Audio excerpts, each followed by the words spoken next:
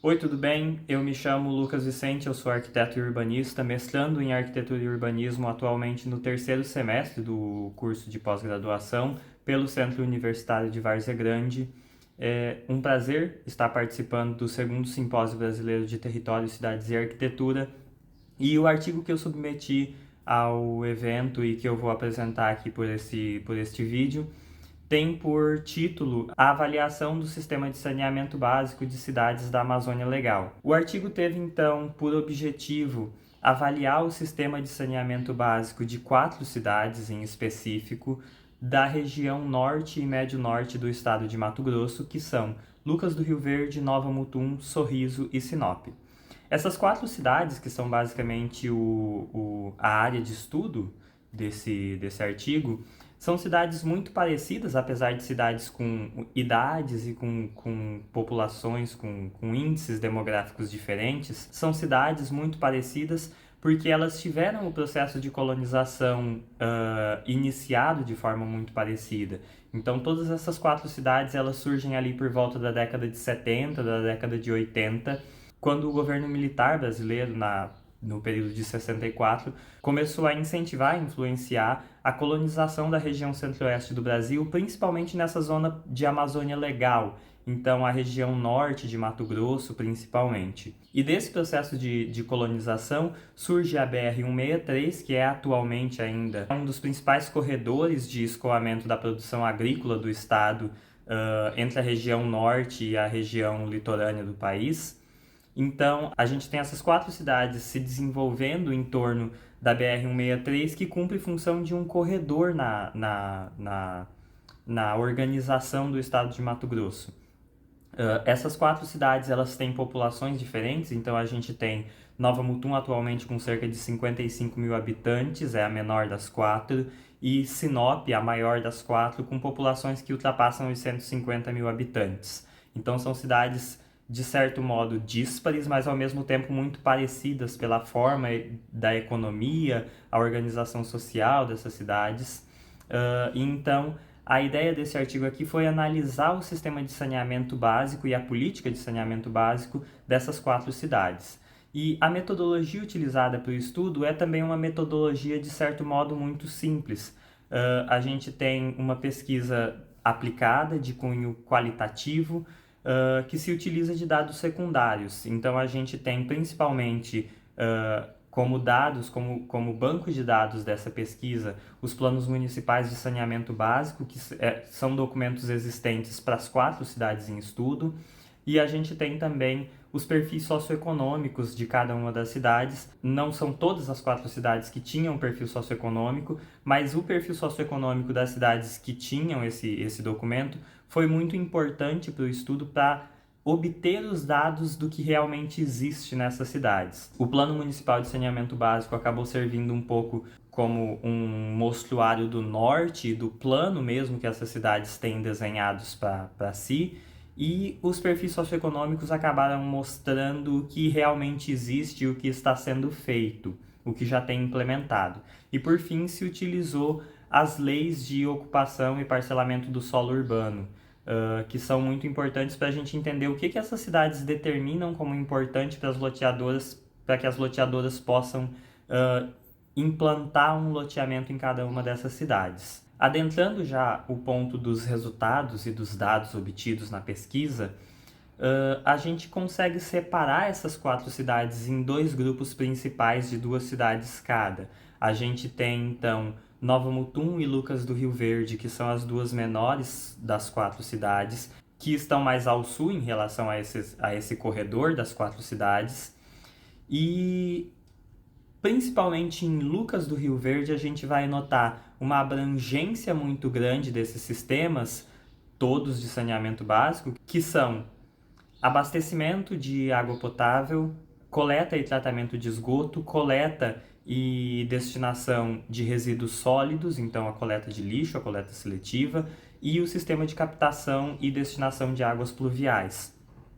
Um ponto muito interessante de se notar também nessas 2 cidades, Lucas do Rio Verde e Nova Mutum, é que essas 2 cidades conseguiram, para os sistemas mais básicos, se é que a gente pode elencar, se é que a gente pode, de certo modo, ranquear esses 4 sistemas, essas 2 cidades conseguiram universalizar os sistemas de abastecimento de água potável e coleta de lixo. Então a gente tem, tanto em Nova Mutum quanto em Lucas do Rio Verde, 100% da população que vive na malha urbana, que vive no perímetro urbano dessas 2 cidades, atendidas pelo sistema de abastecimento de água potável. Então todas essas pessoas tomam a água fornecida pelo sistema público de captação e tratamento de água. E essas 2 cidades conseguiram fazer também a universalização do sistema de coleta de resíduos sólidos em conjunto com o sistema de coleta seletiva. Então a gente tem nessas 2 cidades 100% da população que vive na malha urbana, o lixo produzido é coletado pelo sistema de coleta seletiva. Esse lixo é separado em o que é reciclável e o que é não reciclável, o lixo orgânico, e esses lixos, esses materiais, esses resíduos sólidos recebem a destinação correta, ou seja, os recicláveis vão ser reciclados, destinados à reciclagem, e os não recicláveis ou orgânicos são destinados a aterros sanitários, que é a destinação correta para esse tipo de material.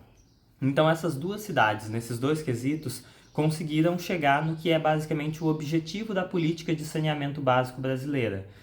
que é a universalização do sistema.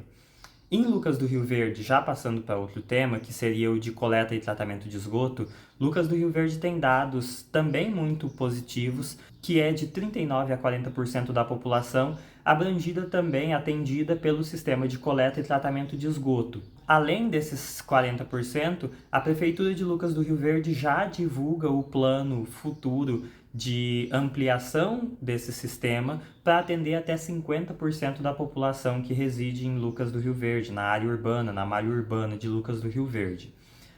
Nova Mutum, por outro lado, não tem um sistema de tratamento e coleta de esgoto em funcionamento, mas a Prefeitura divulga certos dados sobre o sistema. Primeiro, a Prefeitura divulga no seu plano municipal de saneamento básico a existência de projetos para coleta e tratamento de esgoto. Então, esses sistemas estão todos já dimensionados, orçados, e a Prefeitura sabe como precisa fazer isso. Ainda não está, contudo, implantado. Ou seja, a prefeitura não tem, a cidade não tem um sistema de tratamento de esgoto em funcionamento, mas existe um projeto e existe um plano de se executar este projeto. E aqui é onde a gente começa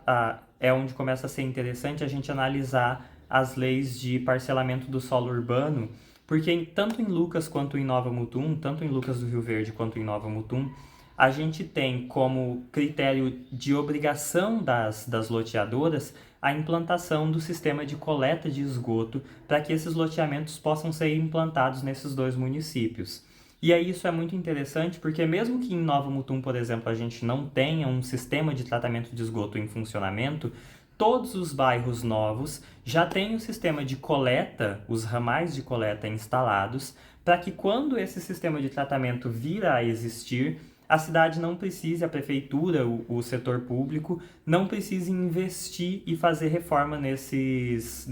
bairros para implantar esses sistemas de coleta de esgoto para poder fazer esse tratamento. Então, apesar do município de Nova Mutum não ter esse sistema pronto, ele tem uma política organizada para que esse sistema seja o menos custoso possível quando ele for vir a ser instalado. Passando agora para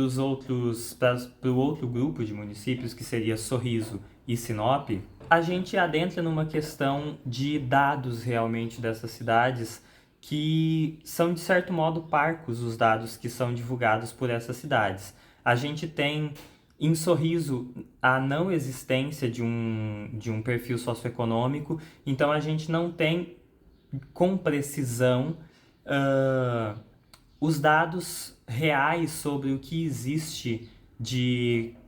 abrangência de sistema de abastecimento de água, abrangência de sistema de coleta e tratamento e processamento de resíduos sólidos, abrangência do sistema de coleta de esgoto e tratamento de esgoto. Então a gente não tem esses dados precisos para o município de Sorriso. E uma coisa muito interessante de se notar em Sorriso é que a gente vai ter o Plano Municipal de Saneamento Básico lidando com os dados de um modo meio capcioso, digamos assim. Isso porque, em relação ao abastecimento de água potável, por exemplo, o Plano Municipal de Saneamento Básico de Sorriso apresenta um dado que é de aproximadamente 25 mil unidades consumidoras, ou seja, pontos de abastecimento de água potável, porém esse dado é apresentado solto, sem uma correlação com a quantidade de pessoas que existem na cidade, com a quantidade de residências, então é impossível a gente saber quanto por cento da população representa essas 25 mil ligações de água. Ou seja, a gente tem um dado sobre esse sistema de abastecimento de água potável, porém esse dado não diz muita coisa sobre a abrangência do sistema na cidade. E a mesma coisa acontece para os sistemas de coleta de resíduos sólidos e para os sistemas de coleta de esgoto e tratamento de esgoto. Então, a gente não sabe dizer se esse número de 25 mil unidades consumidoras no município de Sinop representam a totalidade dos consumidores de água em Sinop, ou se existem ainda outras pessoas, outras famílias, outras residências que consomem a partir de poços ou a partir de rios e etc. Porque esse dado não é apresentado na sua completude. Em relação ao município de Sinop, a gente tem um problema com os dados devido à contradição em alguns dados. Os dados são apresentados de modo diferente, em documentos diferentes e em datas diferentes. A gente tem um perfil socioeconômico que apresenta dados de 2010, quando a gente tem um plano municipal de saneamento básico com dados muito mais recentes que apresentam dados diferentes. E aí essa contradição entre os dados e a data desses dados torna esses dados todos não passíveis de uma avaliação crível, porque eles acabam sendo todos muito contraditórios entre si. Então, aqui a gente adentra já um pouco nos resultados e na ideia dessa questão das cidades inteligentes, que seria para essas cidades, tanto quanto a abrangência desses sistemas, a divulgação dos dados sobre a realidade desses sistemas se faz muito importante para a política pública dessas cidades, porque torna possível a proposição de ideias para a resolução dos eventuais problemas que existam em cada uma dessas cidades. Em Lucas do Rio Verde e em Nova Mutum, que foram os exemplos citados que foram as cidades tratadas no primeiro grupo e que tiveram resultados muito, muito interessantes, são cidades que, como é o caso de Nova Mutum, para o sistema de tratamento e coleta de esgoto, mesmo que não existam dados positivos a ser divulgados, esses dados fazem-se pertinente ainda de ser divulgados porque são os dados sobre a realidade da vida urbana nestas cidades. Então, é fato que em Nova Mutum não existe um sistema de tratamento e coleta de esgoto, mas é fato também que a prefeitura tem ciência disso, dos riscos disso e de que isso precisa ser sanado o quanto antes. Tanto é que existem planos de implantação desse sistema que não fica muito claro se estão em execução, mas pelo fato de a lei de parcelamento do solo determinar a instalação dos sistemas de captação, entende-se que, de certo modo, a prefeitura tem uma preocupação com esses sistemas. E aí esse dado se faz muito interessante de ser divulgado, mesmo que não positivo, justamente pela necessidade de proposição e de se fazer vista a realidade da vida urbana nestas cidades. Concluída então a explanação sobre o artigo que apresento aqui ao simpósio, gostaria de agradecer inicialmente a FAPEMAT pelo incentivo à pesquisa por meio da concessão de bolsas, agradecer à organização do simpósio por dar a nós estudantes a possibilidade de apresentar as nossas pesquisas ao público que tem interesse, e agradecer também aos meus professores e orientador que estiveram comigo na realização desta pesquisa. Muito obrigado.